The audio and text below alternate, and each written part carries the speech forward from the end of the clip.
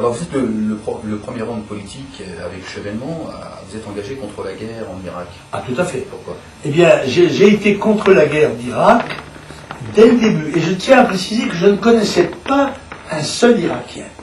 Mais que l'analyse de la situation internationale dans cette région me faisait penser que les problèmes ne pouvaient être résolus, surtout après la terrible guerre Iran-Irak, dans laquelle il faut bien reconnaître que l'Irak avait été instrumentalisé par les Occidentaux et par les monarchies pétrolières. Et que je trouvais que le sort qui était fait à l'Irak était injuste et que, dans tous les cas, ce n'était pas par la guerre qu'on pouvait résoudre le problème. J'ai donc été un adversaire résolu de la guerre, à la première et la deuxième fois. D'autant que je m'étais rendu en Irak et que, tenant compte du fait que je n'avais pas été en faveur de la guerre, le président Saddam Hussein m'avait remis 60 otages européens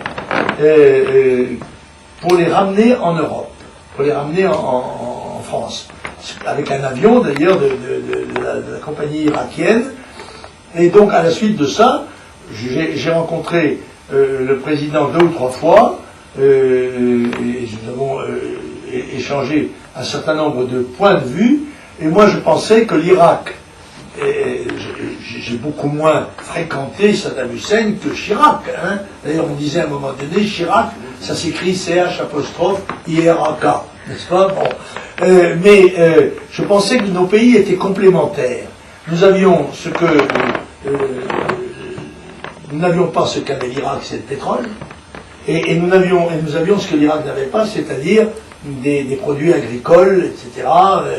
Donc nous avions des économies complémentaires, et puis nous avions des affinités. Par exemple, le doyen de la fac de droit de Bagdad était un camarade de faculté de Martinez, et le doyen de la faculté de Babylone avait été un militant du Front National à Montpellier. Nous avions donc des affinités. Et alors pendant la guerre, ce qui a été affreux, en outre la guerre et la destruction, ça a été le blocus. Et là, Janie, ma femme, et un certain nombre de gens ont fondé SOS Enfants d'Irak, qui a essayé d'aider ce pays. En quelle année c'était fondé? C'était, je ne sais pas exactement, c'est entre les deux guerres que ça a commencé. Hein, voilà. Quelques années. C'est ça. Ça dure toujours.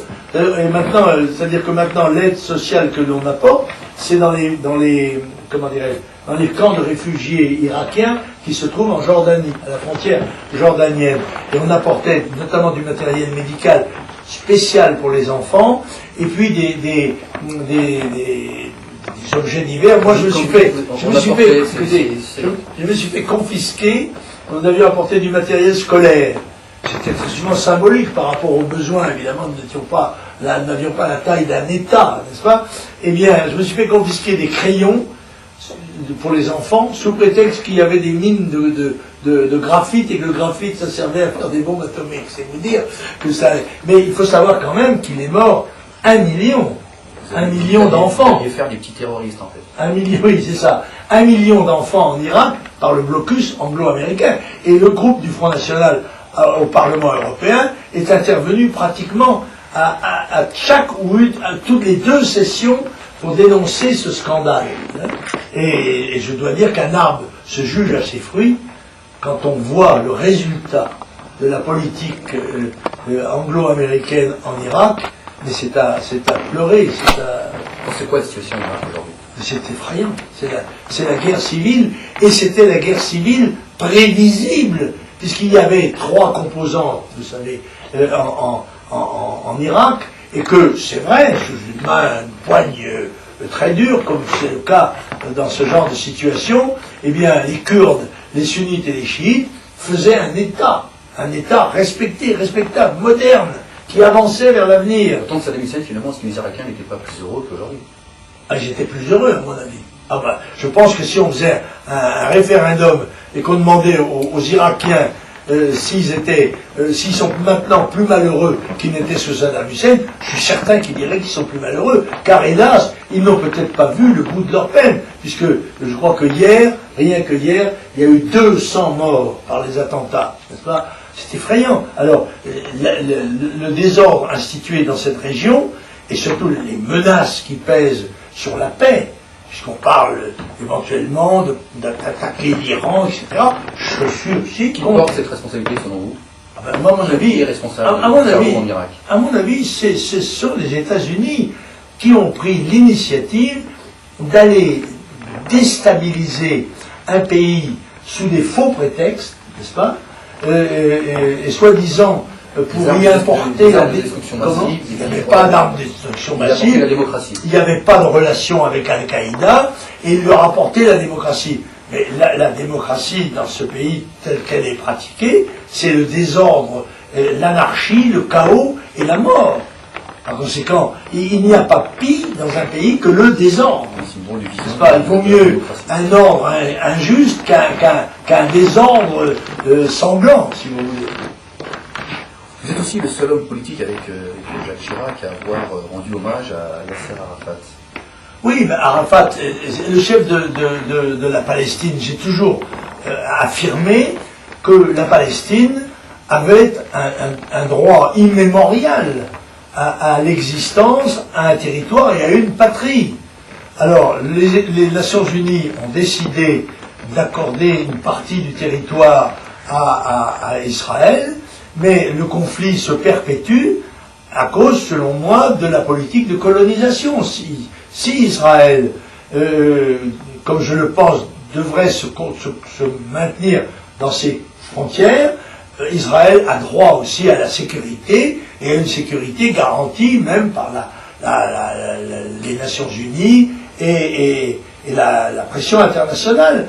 Mais il faut dire que le peuple palestinien est maintenu dans un état de misère, de peur et de violence qui ne peut pas ne pas toucher les âmes justes.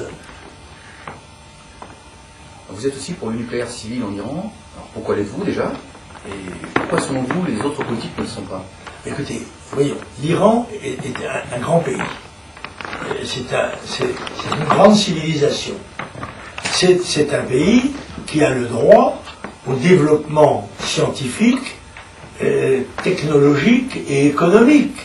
On ne voit pas au nom de quel principe de droit international on pourrait empêcher l'Iran de se doter de l'énergie nucléaire, ni même, et je dis dans une conférence de presse internationale, ni même de l'arme nucléaire, puisque ses voisins l'ont aussi, que ce soit le Pakistan, l'Inde, la Chine, même la Corée du Nord, Israël.